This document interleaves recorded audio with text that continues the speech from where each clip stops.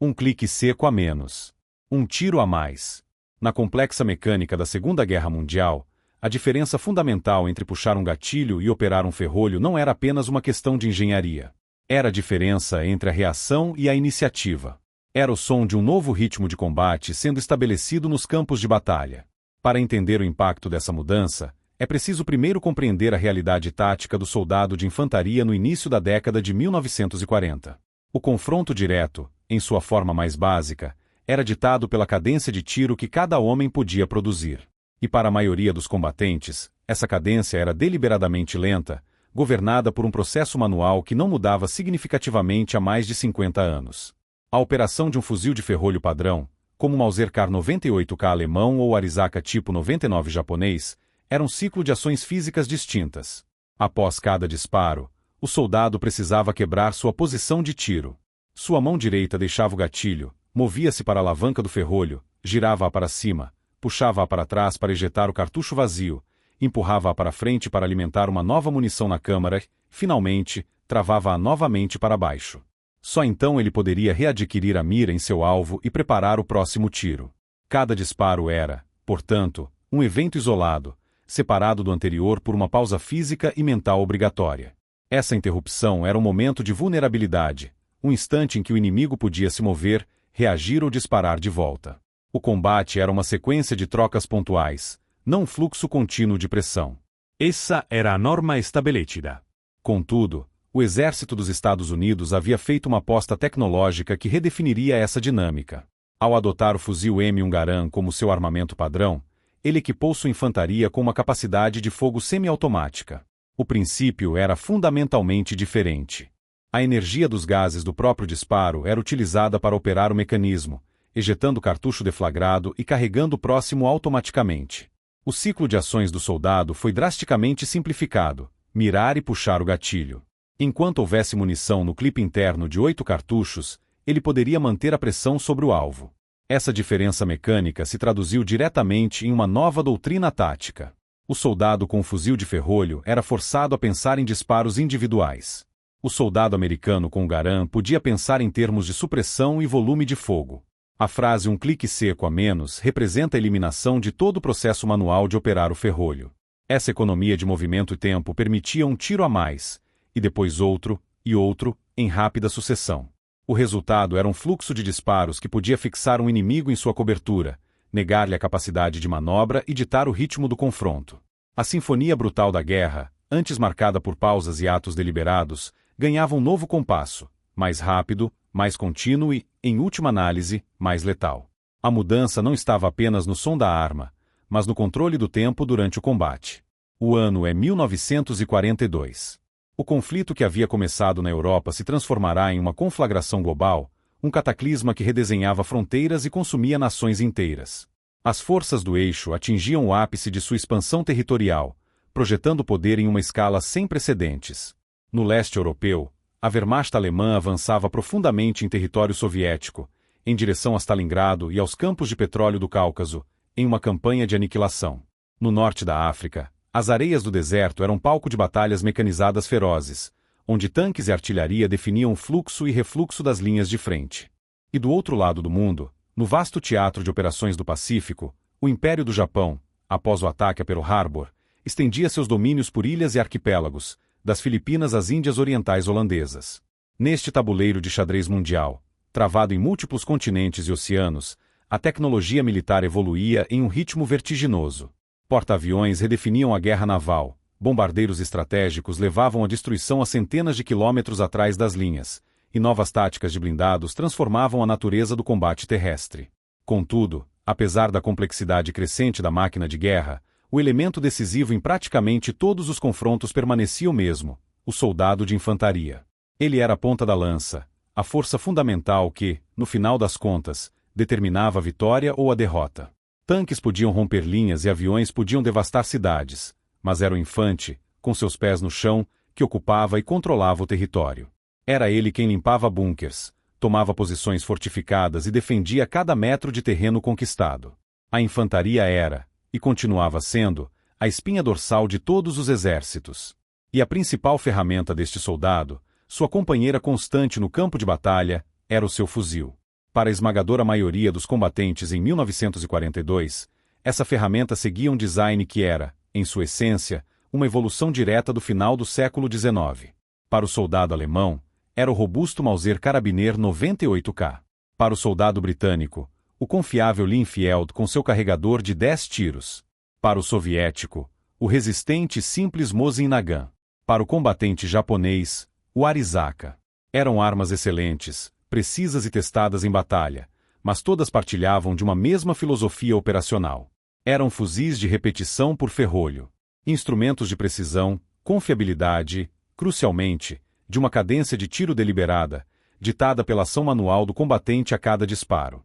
Neste cenário global, a espinha dorsal de quase todos os exércitos do mundo ainda marchava para o combate com uma arma cuja operação fundamental pertencia a uma era anterior. O fuzil Mauser Karabiner 98K alemão, o Arisaka tipo 99 japonês, ou mesmo o Mosin Nagant soviético, eram armas de excelência, reconhecidas por sua precisão, robustez e confiabilidade em condições adversas. Eram verdadeiras lendas da engenharia militar, o produto final de décadas de desenvolvimento. Contudo, apesar de suas qualidades individuais, todas compartilhavam uma característica fundamental que ditava o ritmo do combate: a operação por ferrolho. Este mecanismo, embora eficaz, impunha uma pausa obrigatória entre cada disparo, um ciclo de ações manuais que era tanto físico quanto tático. Cada tiro era um ato deliberado, um evento isolado que exigia uma interrupção forçada no fluxo da batalha. Para compreender a magnitude dessa limitação, é preciso detalhar o processo. Após o soldado alinhar a mira e pressionar o gatilho, o trabalho estava apenas começando. Sua mão dominante, geralmente a direita, precisava desengajar da posição de tiro, movendo-se do guarda-mato para a alavanca do ferrolho. O primeiro movimento era girar a alavanca para cima, destravando o mecanismo. O segundo era puxar o ferrolho totalmente para trás, ação que extraía e ejetava o estojo do cartucho recém-disparado. O terceiro era empurrar o ferrolho para frente, o que retirava uma nova munição do carregador interno e a inseria na câmara da arma. O quarto e último movimento era travar a alavanca novamente para baixo, selando a câmara e deixando o fuzil pronto para o próximo disparo. Só então a mão do soldado poderia retornar à sua posição de tiro, e ele poderia readquirir seu alvo através da mira. O resultado mais imediato e crítico desse ciclo mecânico era a quebra da visada. Durante os segundos necessários para operar o ferrolho, o soldado perdia completamente o enquadramento do seu alvo.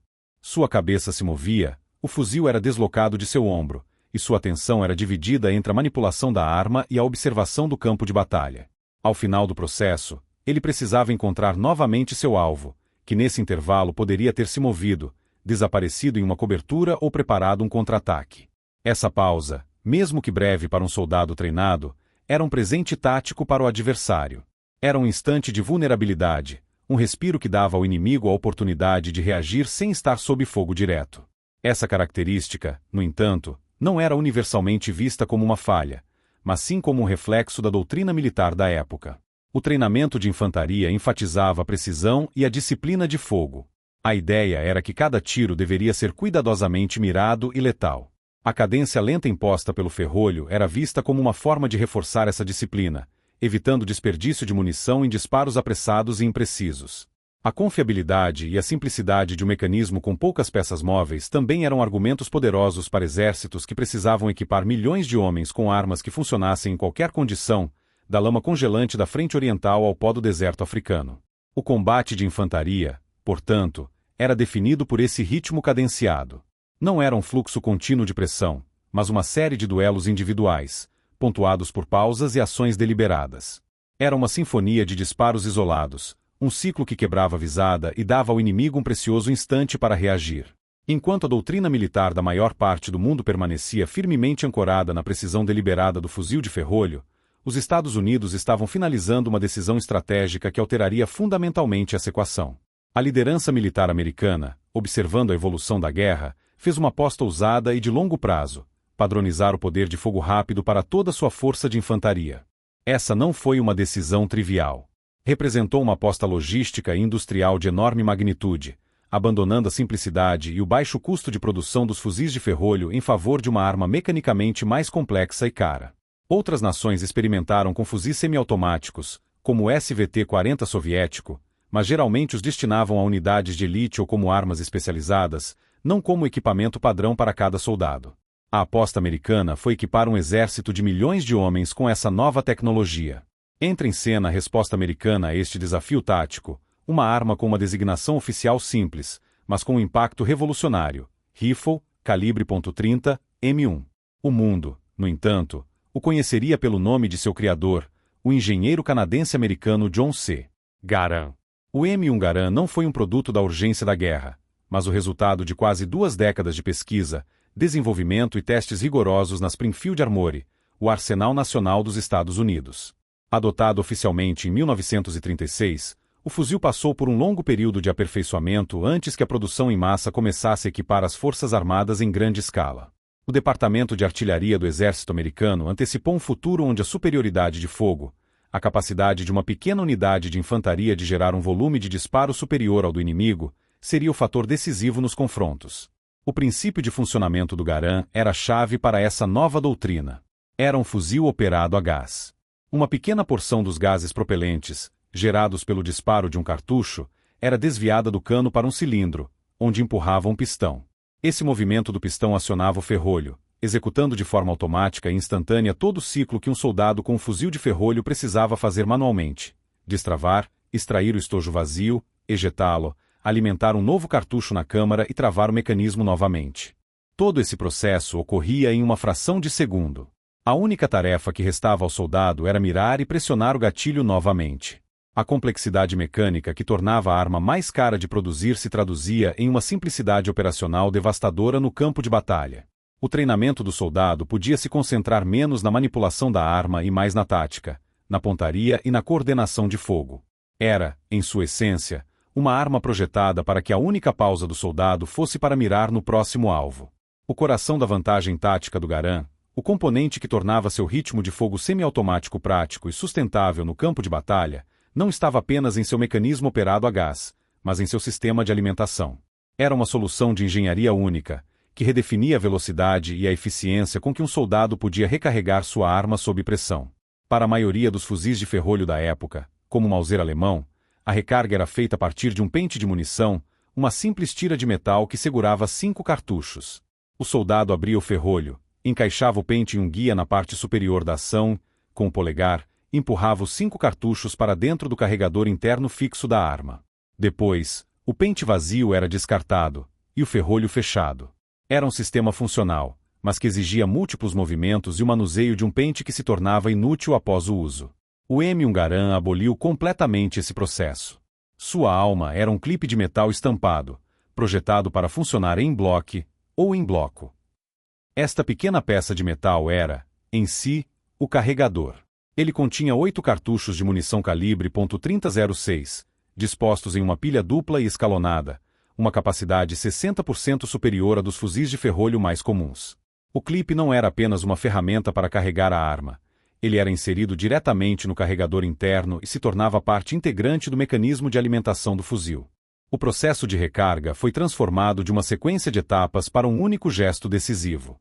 Com o ferrolho travado na posição aberta, o soldado simplesmente pegava um clipe cheio e o empurrava para baixo, diretamente na ação da arma. Assim que o clipe era pressionado até o fundo e se encaixava corretamente, a mola do seguidor liberava a trava do ferrolho.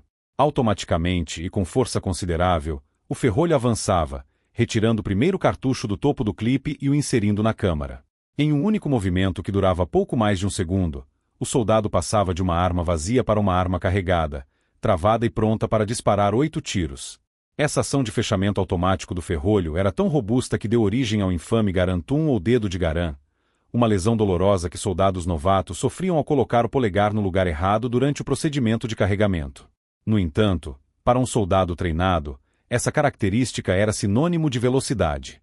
Essa anatomia da vantagem era clara. Onde um soldado alemão precisava de vários segundos para alinhar um pente, empurrar 5 cartuchos e fechar o ferrolho, o soldado americano executava uma única inserção. Em combate, onde cada segundo conta, essa diferença era monumental. O sistema em bloco também eliminava o problema de cartuchos soltos ou pentes frágeis em ambientes sujos ou escuros. O clipe era uma unidade robusta e autônoma. Enquanto o último cartucho não fosse disparado, o clipe permanecia dentro da arma, alimentando as munições de forma confiável. E somente após o 8º e último disparo, O mecanismo era projetado para ejetar automaticamente o clipe vazio para cima, com um som metálico característico, deixando a ação aberta e pronta para receber um novo clipe cheio.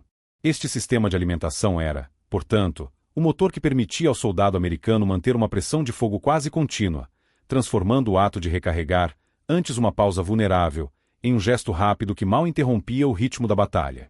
A eficiência de engenharia do sistema em bloco e da operação a gás do M1 Garand não era apenas uma curiosidade técnica. No campo de batalha, ela se traduzia em uma vantagem matemática brutal, uma nova aritmética da guerra que podia ser medida em disparos por minuto. Para compreender a dimensão dessa mudança, é fundamental analisar os números que definem a capacidade de fogo de um soldado de infantaria. Não se trata da cadência cíclica teórica de uma arma, mas da sua cadência de tiro prática, o número de disparos úteis e mirados que um combatente pode efetivamente realizar sob as condições de um confronto real. É neste cálculo que a superioridade do Garand se torna inquestionável. Os números contam a história de forma inequívoca. Um soldado bem treinado, operando um fuzil de ferrolho como o Mauser Kar 98K, conseguia manter uma cadência de tiro prática de 10 a 15 disparos por minuto. Este limite não era imposto por falta de habilidade, mas pela física do processo. Cada um desses disparos exigia o ciclo completo de quebrar a visada, operar manualmente o ferrolho e readquirir o alvo. Em 1 minuto de combate, um soldado habilidoso poderia repetir esse processo uma dúzia de vezes, talvez um pouco mais se o alvo fosse estático e a pressão fosse menor. Essa era a linha de base, o padrão pelo qual o poder de fogo da infantaria mundial era medido por décadas. Com o M1 Garand, essa realidade foi completamente reescrita. O mesmo soldado, com treinamento equivalente, podia facilmente atingir uma cadência de 30 disparos úteis por minuto. Em situações de combate aproximado, onde a aquisição rápida de alvos era mais importante que a precisão a longa distância, esse número podia ser ainda maior. Na prática, o exército dos Estados Unidos havia efetivamente dobrado a capacidade de fogo de cada um de seus fuzileiros. Essa disparidade não significava apenas o dobro de chances de atingir um alvo. Significava a capacidade de dominar o espaço e o tempo de um confronto. Essa vantagem numérica se multiplicava em nível de esquadra. Considere uma patrulha alemã de 10 homens, todos armados com fuzis de ferrolho. Em 1 minuto, eles poderiam, coletivamente, disparar cerca de 150 tiros. Uma patrulha americana de mesmo tamanho, equipada com Garand, poderia responder com 300 tiros no mesmo período. O volume de projéteis que a unidade americana podia projetar era esmagador. Essa chuva de aço tinha um efeito direto e paralisante. Ela forçava o inimigo a buscar cobertura e a permanecer nela, negando-lhe a capacidade de manobrar, de flanquear ou de efetuar um contra-ataque organizado. Portanto, a superioridade do Garand não era apenas uma questão de velocidade. Era uma questão de pressão. A capacidade de disparar um segundo ou terceiro tiro em rápida sucessão, enquanto o adversário ainda estava no meio do ciclo de operação de seu ferrolho, era uma vantagem tática decisiva. Mais balas no ar significava mais controle sobre o inimigo, menos tempo para ele pensar, para se mover ou para atirar de volta. A cadência de tiro, antes um limite imposto pela mecânica da arma, tornava-se com Garand uma ferramenta tática flexível. Era a diferença entre uma série de duelos individuais e um fluxo contínuo de força. A pressão não vinha apenas da precisão de um único tiro, mas da certeza de que outros viriam logo em seguida, sem pausa e sem trégua. A vantagem numérica do M1 Garand, sua capacidade de dobrar a cadência de tiro de um soldado, gerou uma consequência tática que transcendia a simples matemática de projéteis disparados. Esta superioridade não se manifestava apenas na capacidade de acertar mais alvos, mas sim na habilidade de controlar o comportamento do inimigo e dominar o campo de batalha. O conceito-chave que o Garand tornou acessível a nível de esquadra foi o fogo de supressão, uma tática que transformava o fuzil de uma ferramenta de precisão em um instrumento de negação diária e guerra psicológica. Fogo de supressão, em sua essência, não visa necessariamente eliminar o adversário com um único tiro, mas sim forçá-lo a procurar e permanecer em cobertura, impedindo de realizar qualquer ação eficaz. Para um exército equipado com fuzis de ferrolho, a supressão era uma tarefa primariamente relegada às metralhadoras. A cadência lenta e interrompida dos fuzis individuais criava lacunas de tempo. Entre um disparo e outro, um soldado inimigo treinado tinha uma janela de oportunidade para levantar a cabeça, observar o terreno, mirar e disparar de volta. O fogo de supressão eficaz exige continuidade, um fluxo de ameaça que torna qualquer movimento fora da cobertura uma ação de altíssimo risco. Com os fuzis de ferrolho, essa continuidade era impossível de ser alcançada por um grupo de fuzileiros.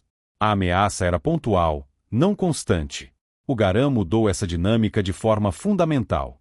O fluxo quase contínuo de disparos que uma esquadra americana podia gerar eliminava essas lacunas. Onde antes havia pausas, agora havia uma sobreposição de disparos. O resultado era uma barreira de fogo que quebrava iniciativas inimigas antes mesmo que elas pudessem começar.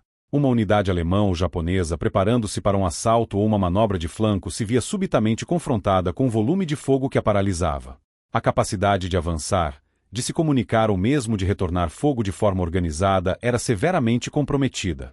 Esta era a supressão em sua forma mais eficaz, uma paralisia tática imposta à distância.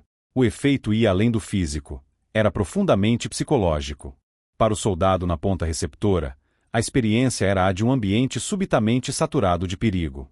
O som incessante dos disparos, o zumbido dos projéteis passando perto e os impactos constantes na cobertura ao redor criavam uma sobrecarga sensorial. Isso gerava uma hesitação instintiva, a recusa do cérebro em expor o corpo a uma ameaça tão imediata e persistente. O soldado inimigo não era apenas forçado a se abaixar, ele era psicologicamente pregado em sua cobertura. A sua capacidade de tomar decisões, de avaliar a situação e de agir de forma proativa era erodida pelo estresse contínuo de estar sob um fogo que parecia não ter fim. O som dos disparos do Garand, vindo de múltiplas direções em rápida sucessão, tornava-se uma arma psicológica por si só, minando o moral e a coesão da unidade inimiga. Essa capacidade de suprimir o adversário com o armamento padrão da infantaria liberou as metralhadoras para suas funções primárias de apoio pesado, enquanto permitia que as esquadras de fuzileiros operassem com uma flexibilidade tática muito maior. O fogo de supressão tornou-se a base para táticas de fogo e movimento, onde uma parte da unidade fixava o inimigo no lugar com um volume de fogo contínuo, enquanto a outra parte manobrava para uma posição de vantagem. O M1 Garand, portanto, não apenas deu ao soldado americano mais balas para disparar, ele lhe deu controle sobre o tempo e o espaço do confronto, permitindo-lhe ditar o ritmo da batalha e desmantelar os planos do inimigo através de uma pressão implacável e psicológica. Para o soldado americano em combate, o M1 Garand transcendia a definição de uma simples ferramenta. Era uma extensão física de sua vontade, uma peça de aço e madeira cuja operação se integrava ao seu corpo através de um conjunto de sensações diretas e inconfundíveis. A experiência de operar o Garand era um ciclo de feedback sensorial completo, que informava ao combatente que ele estava no controle, projetando força de forma eficaz e contínua. Cada disparo era uma confirmação dessa capacidade, comunicada através do toque, do som e da visão. O primeiro contato era o recuo, um impulso firme e previsível contra o ombro. Diferente do coice agudo de algumas armas mais leves ou do empurrão lento e pesado de fuzis de grande calibre de uma era anterior, o recuo do Garand era consistente. Era um empurrão robusto, mas controlado, que se tornava familiar rapidamente. Essa previsibilidade era taticamente crucial. O soldado aprendia a antecipar e absorver esse impulso, permitindo que o cano da arma retornasse à sua posição de mira quase que instantaneamente. A consistência do recuo transformava o que poderia ser uma distração em parte do ritmo de tiro, um pulso mecânico que o soldado usava para se preparar para o disparo seguinte. A arma não lutava contra ele, ela trabalhava com ele, e essa harmonia física era a base da confiança do soldado em seu equipamento. A este impulso físico seguia-se a assinatura auditiva da arma, um som seco e agudo. Não era o estrondo grave de um fuzil de caça, nem a cadência rápida e indistinta de uma submetralhadora. Era um estalo metálico, limpo e singular, que cortava o ruído de fundo da batalha com uma clareza notável. Para o soldado americano, esse som era reconfortante, a prova audível de que sua arma estava ciclando corretamente. Para o inimigo, uma sucessão rápida desses estalos era um indicador alarmante do volume de fogo que estava sendo direcionado contra sua posição. O som do Garand se tornou parte da paisagem sonora da guerra, um sinal de que a infantaria americana estava presente e ativa, ditando o ritmo do confronto com cada disparo nítido e deliberado. A confirmação visual do poder da arma era imediata e tangível. O soldado via a poeira de uma parede de tijolo saltar a cada impacto, ou a terra ser projetada para o ar ao redor da posição inimiga. Esse feedback visual direto era fundamental, pois confirmava que seus disparos estavam atingindo a área do alvo, suprimindo o adversário e tendo um efeito físico no ambiente. Da sua própria perspectiva, ele via o leve movimento do ferrolho ciclando para trás e para frente em uma fração de segundo, um borrão de movimento que era manifestação mecânica da velocidade semiautomática. Ele via o invólucro de latão do cartucho vazio ser ejetado para o lado, um pequeno arco metálico que sinalizava que a arma estava pronta para o próximo tiro. Esses três elementos, o recuo firme, o som seco e o impacto visível, se combinavam para criar uma experiência sensorial coesa e poderosa. O soldado sentia a força no ombro, ouvia a confirmação no ar e via o resultado de sua ação à distância. Esse ciclo completo de causa e efeito, repetido até 8 vezes antes da necessidade de recarregar, criava uma conexão íntima entre o homem e a máquina. O Garand não era um objeto passivo, era um sistema ativo que comunicava seu status e sua eficácia a cada momento. Em meio ao caos imprevisível e ensurdecedor de um campo de batalha, essa clareza sensorial era um fator estabilizador. O M1 Garand era uma arma que se fazia sentir, uma presença dominante cuja trilha sonora e impacto físico reafirmavam constantemente seu controle sobre os momentos cruciais do combate. E então, havia o som que se tornou uma lenda. Nenhum outro fuzil na história militar possui uma assinatura sonora tão distinta e universalmente reconhecida quanto o M1 Garand. Após o 8º e último disparo, o mecanismo da arma ejetava automaticamente o clipe de metal vazio, lançando para o ar com um ping metálico, agudo e inconfundível. Este som, nascido de uma necessidade puramente mecânica, transcendeu sua função para se tornar parte do folclore da Segunda Guerra Mundial. A história, repetida em inúmeros relatos e obras de ficção, diz que este som era um sinal tático, uma notificação audível para o inimigo de que o soldado americano estava vulnerável, com sua arma vazia e em processo de recarga. A lenda sugere que soldados alemães e japoneses experientes aprendiam a escutar esse som em meio ao combate, usando como um gatilho para abandonar sua cobertura e iniciar um ataque no exato momento de fragilidade do adversário. É uma narrativa poderosa, que adiciona uma camada de drama e inteligência tática ao confronto individual. Contudo, a verdade do campo de batalha raramente se alinha com a simplicidade de uma boa história. Quando analisada sob a ótica das condições reais de combate, a lenda do ping tático se desfaz rapidamente. O primeiro e mais fundamental obstáculo é a própria realidade acústica de um confronto. Um campo de batalha não é um polígono de tiro silencioso. É um ambiente acusticamente saturado, um caos ensurdecedor onde múltiplos sons competem por proeminência. O fogo contínuo de metralhadoras, o estrondo de morteiros, as explosões de granadas, os motores de veículos, os gritos dos homens e o som dos próprios fuzis aliados e inimigos criavam uma cacofonia avassaladora. O ping do Garand, embora distinto em silêncio, é um som de alta frequência e volume relativamente baixo. Em um ambiente dominado por explosões e disparos de calibre maior, a probabilidade de um soldado conseguir isolar e identificar claramente esse som específico, especialmente a uma distância de dezenas de metros, era extremamente baixa. Mesmo que, hipoteticamente, um combatente inimigo conseguisse ouvir o ping, a utilidade tática dessa informação seria mínima e o risco de agir com base nela, altíssimo. O som não vinha com um indicador de direção preciso. Em um tiroteio envolvendo uma esquadra americana inteira, ouvir um ping não informava qual dos vários soldados havia esvaziado sua arma. Atacar o soldado errado seria um erro fatal. Além disso, a vantagem do Garand era justamente a velocidade de sua recarga. Um soldado treinado podia inserir um novo clipping block em pouco mais de um segundo. O tempo necessário para o soldado inimigo processar o som, tomar a decisão de atacar, levantar-se da cobertura e mirar sua própria arma seria, na maioria dos casos, maior do que o tempo que o soldado americano levava para estar novamente pronto para disparar 8 tiros. Expor-se com base em um som fugaz era apostar contra a velocidade do sistema Garand e contra o fogo de cobertura dos companheiros de esquadra do soldado que recarregava. A lenda se tornou tão difundida que deu origem a um contramito, o de que soldados americanos, cientes da crença inimiga, jogavam clipes vazios no chão para enganar os adversários, fazendo-os sair da cobertura prematuramente. Embora seja plausível que tal ardil tenha sido tentado em situações isoladas, não há evidências de que essa fosse uma tática padrão ou amplamente utilizada. No final, o ping do Garand permanece como um ícone cultural da arma, um som memorável que evoca a imagem do soldado americano na Segunda Guerra Mundial. Mas sua importância real no campo de batalha era simbólica, não tática. Era o som que marcava o fim de um fluxo de fogo e o início quase instantâneo de outro. No caos ensurdecedor de uma batalha, esse pequeno som raramente era o fator decisivo que a lenda sugere. A verdadeira vantagem não estava no som que a arma fazia quando ficava vazia, mas na frequência com que ela falava quando estava cheia. O que realmente contava no campo de batalha não era o som de um único fuzil ficando em silêncio, mas sim o ruído avassalador de múltiplos fuzis trabalhando em conjunto. A verdadeira vantagem do M1 Garand não residia em um detalhe isolado, como o ping de seu clipe, mas na forma como ele habilitava uma doutrina tática superior, a fita contínua de fogo coordenado. Esta era a aplicação prática da superioridade de fogo, transformada de um conceito teórico em uma realidade brutal e eficaz a nível de esquadra. A infantaria americana aprendeu a lutar não como um conjunto de atiradores individuais, mas como um sistema integrado, onde a arma de cada homem contribuía para um esforço coletivo.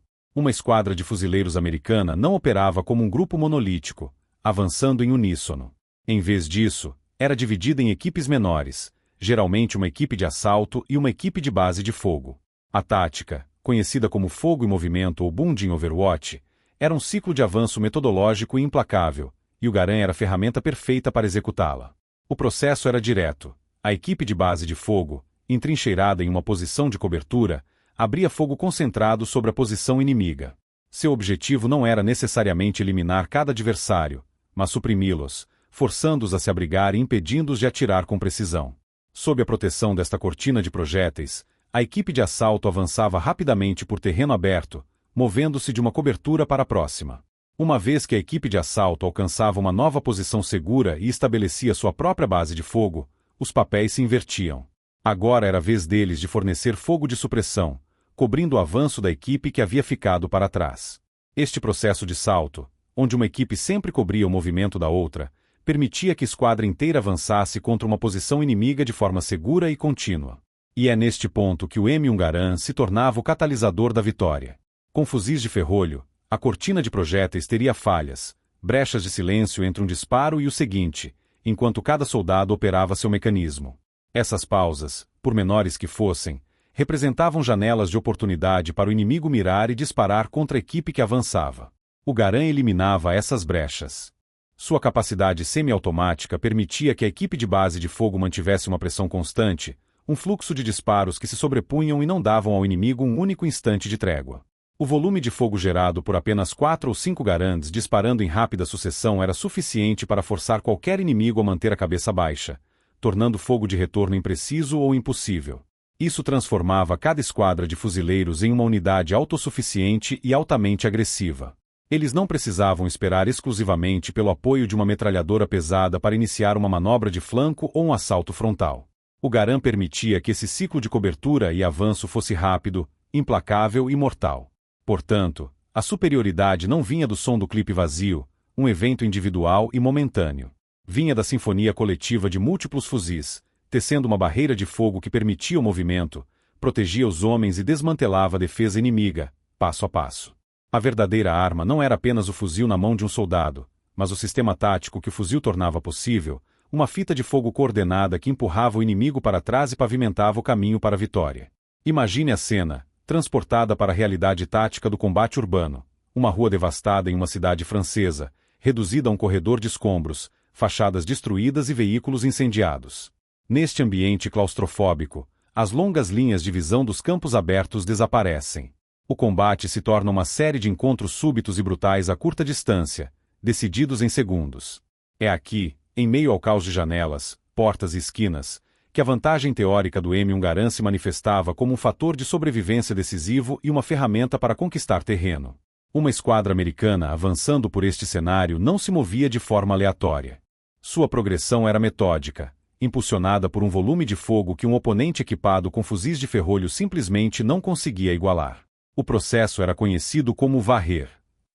À medida que a esquadra se movia de uma cobertura para outra, cada soldado era responsável por um setor de fogo.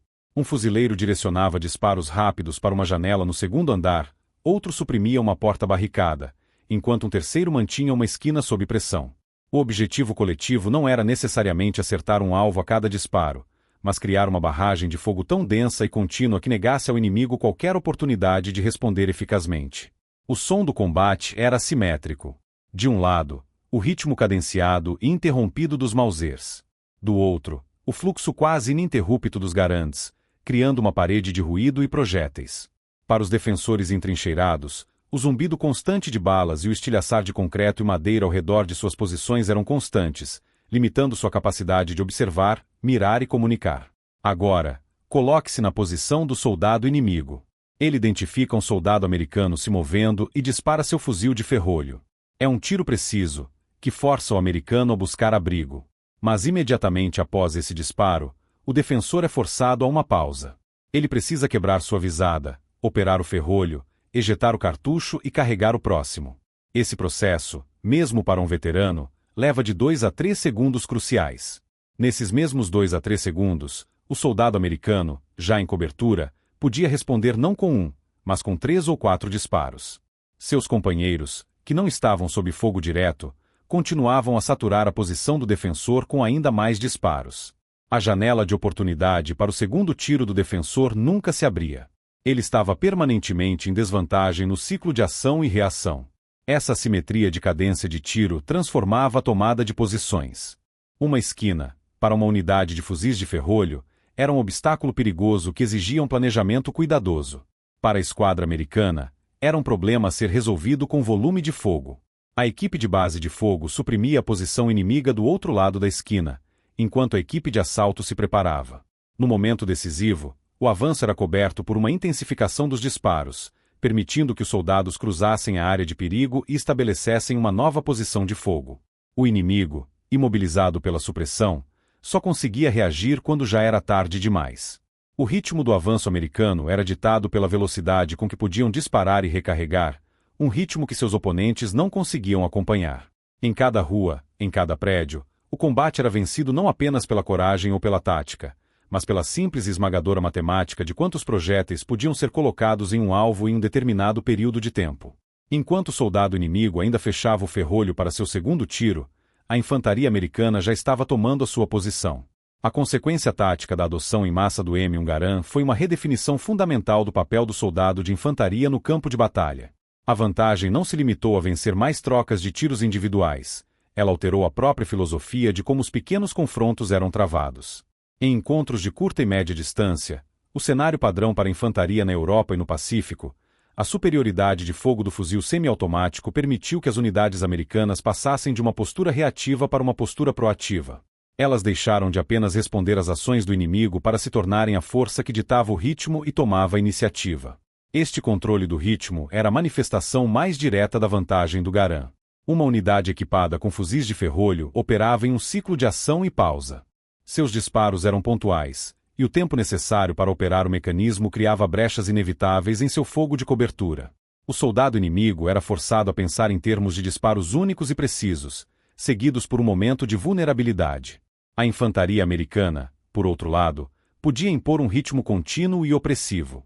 O fluxo de disparos de uma esquadra com Garands era constante o suficiente para suprimir, fixar e desorganizar o adversário, negando-lhe essas brechas para reagir. O inimigo era forçado a operar no tempo imposto pelos americanos. Sua capacidade de se mover, de flanquear ou de montar um contra-ataque era sistematicamente desmantelada pelo volume de fogo que o impedia de sair de sua cobertura. Essa capacidade de ditar o ritmo traduzia-se diretamente em tomar a iniciativa. A iniciativa em combate é a habilidade de forçar o inimigo a se conformar com seus planos, de lutar em seus termos. Com o Garand, as táticas de fogo e movimento tornaram-se a norma, não a exceção. Uma equipe de fuzileiros podia fixar uma posição de metralhadora inimiga com um volume de fogo tão intenso que a guarnição mal conseguia operar sua arma, enquanto outra equipe manobrava para uma posição de assalto. A limpeza de trincheiras, uma operação perigosa e lenta para exércitos com fuzis de ferrolho, tornava-se mais rápida e decisiva. O soldado americano podia varrer uma seção da trincheira com múltiplos disparos antes de avançar, em vez de se expor após cada tiro para operar o ferrolho. A tomada de esquinas em combate urbano, a supressão de bunkers em praias fortificadas e o avanço através de terrenos abertos eram todas situações táticas onde a capacidade de manter uma pressão constante era o fator decisivo entre o sucesso e o fracasso. O soldado americano avançava com a confiança de que seu poder de fogo imediato era superior ao do defensor. Essa confiança psicológica, multiplicada por toda uma unidade, criava uma força de combate inerentemente mais agressiva e com maior probabilidade de explorar as oportunidades que surgiam na batalha. O adversário, ciente de sua desvantagem em cadência de tiro, era condicionado a uma mentalidade mais defensiva, hesitando em se expor e cedendo terreno com mais facilidade. Em última análise, o M1 Garand deu à infantaria americana a ferramenta para impor sua vontade, para controlar os segundos cruciais de um confronto e para manter uma pressão implacável, sem dar respiro ao adversário. Uma arma de grande qualidade é taticamente inútil se for rara. Uma vantagem tecnológica confinada a poucas unidades de elite pode decidir uma escaramuça, mas não o destino de uma guerra. A história militar está repleta de armas inovadoras que falharam em causar um impacto estratégico decisivo, simplesmente porque não puderam ser produzidas e distribuídas em escala suficiente para equipar o exército como um todo. Outras nações, como a União Soviética com seu fuzil SVT-40 e a Alemanha com o Geuer-43, também desenvolveram fuzis semiautomáticos eficazes. No entanto, estes foram frequentemente vistos como complexos, caros de produzir e, consequentemente, foram distribuídos em números limitados, muitas vezes para suboficiais ou unidades especializadas. A vasta maioria dos soldados alemães e soviéticos continuou a lutar com o fuzil de ferrolho que lhes foi entregue no início do conflito. A superioridade do M1 Garand, portanto, não residia apenas em seu projeto, mas na decisão americana de torná-lo padrão, e na capacidade industrial de transformar essa decisão em uma realidade esmagadora. O poder industrial americano, já o maior do mundo, foi mobilizado para o esforço de guerra em uma escala sem precedentes, personificando o conceito de arsenal da democracia. Esta mobilização garantiu que o Garand não fosse uma raridade no campo de batalha. Pelo contrário, tornou-se onipresente. Durante o período da Segunda Guerra Mundial, mais de 5.400.000 unidades do fuzil M1 Garand foram produzidas. Este número astronômico não apenas permitiu que o Exército e o Corpo de Fuzileiros Navais dos Estados Unidos equipassem completamente suas forças de linha de frente, mas também que mantivessem um fluxo constante de substituições para armas danificadas ou perdidas em combate, além de armar forças aliadas. Este esforço monumental foi liderado por dois gigantes da indústria de armamentos americana, o arsenal governamental Springfield Armory, onde John Garand desenvolveu a arma, e a Winchester Repeating Arms Company, um contratante privado com vasta experiência em produção em massa. A Springfield Armory foi responsável pela produção de aproximadamente 3,5 milhões de fuzis, enquanto a Winchester produziu mais de 500.000 unidades. Mais tarde na guerra, para atender a demanda crescente, a produção foi expandida para incluir empresas que não tinham tradição na fabricação de armas, como a International Harvester e a Harrington e Richardson. Este feito demonstrou a flexibilidade e a profundidade da base industrial americana, capaz de converter fábricas de tratores e outros bens civis em linhas de produção de armamentos de precisão. A filosofia por trás dessa produção era da total intercambiabilidade de peças, um princípio que os Estados Unidos haviam aperfeiçoado. Cada componente de um Garand fabricado em Massachusetts pela Springfield era compatível com um Garand fabricado em Connecticut pela Winchester. Essa padronização teve implicações logísticas profundas. Simplificou a manutenção e o reparo no campo de batalha, permitindo que armeiros canibalizassem peças de fuzis danificados para manter outros em funcionamento. Também simplificou o treinamento. Cada soldado americano aprendia a operar, desmontar e manter o mesmo sistema de armas, criando uma base de conhecimento uniforme em todo o exército. Ao colocar uma vantagem tecnológica decisiva nas mãos de quase todo soldado no fronte, desde o recruta recém-chegado até o veterano de múltiplas campanhas, os Estados Unidos não apenas venceram a batalha do projeto de engenharia, mas também a guerra da produção. O M1 Garand era uma arma de qualidade superior, entregue em quantidade avassaladora. A vantagem do fuzil M1 Garand não se limitou a um único tipo de terreno ou a um único adversário. Sua eficácia foi um princípio tático universal, ecoando com a mesma força nos campos da Europa e nas ilhas do Pacífico. Os desafios impostos por cada teatro de operações eram drasticamente diferentes, mas a solução oferecida pelo poder de fogo semiautomático permaneceu consistentemente decisiva. No teatro de operações europeu, após os desembarques na Normandia, as forças americanas se viram em um dos ambientes de combate mais desafiadores da guerra, o *Bocage*. O terreno era um labirinto de campos pequenos, cercados por sebes densas e antigas, que limitavam a visibilidade a poucos metros e canalizavam o avanço por estradas estreitas e afundadas. Este cenário era ideal para a defesa, permitindo que pequenas unidades alemãs, bem entrincheiradas e armadas com metralhadoras e fuzis de ferrolho, criassem emboscadas mortais. O combate no *Bocage* raramente acontecia a longa distância. Eram encontros súbitos a distâncias mínimas, onde a velocidade de reação era o fator determinante entre a vida e a morte. Neste ambiente claustrofóbico, a superioridade do Garand era manifesta. Uma patrulha alemã, ao iniciar uma emboscada, podia disparar uma primeira rajada coordenada, mas era imediatamente forçada a pausa imposta pela operação de seus fuzis Mauser. Para a unidade americana sob ataque, a capacidade de responder instantaneamente com um volume de fogo supressivo era crucial. Os soldados podiam fixar a posição inimiga com um fluxo contínuo de disparos, permitindo que outros elementos manobrassem para flanquear e neutralizar a ameaça. A capacidade de disparar múltiplos tiros em rápida sucessão, sem quebrar a visada, transformou o que seria uma armadilha mortal em um confronto vencível. Ao superar posições de metralhadoras entrincheiradas nas sebes ou ao limpar bolsões de resistência em combate urbano, o princípio era o mesmo. O volume de fogo do Garand suprimia o inimigo e criava oportunidade para o avanço. Do outro lado do mundo, no Teatro de Operações do Pacífico, o cenário era outro. Em vez de campos e cidades, o combate se dava em praias, selvas densas e complexos de cavernas vulcânicas.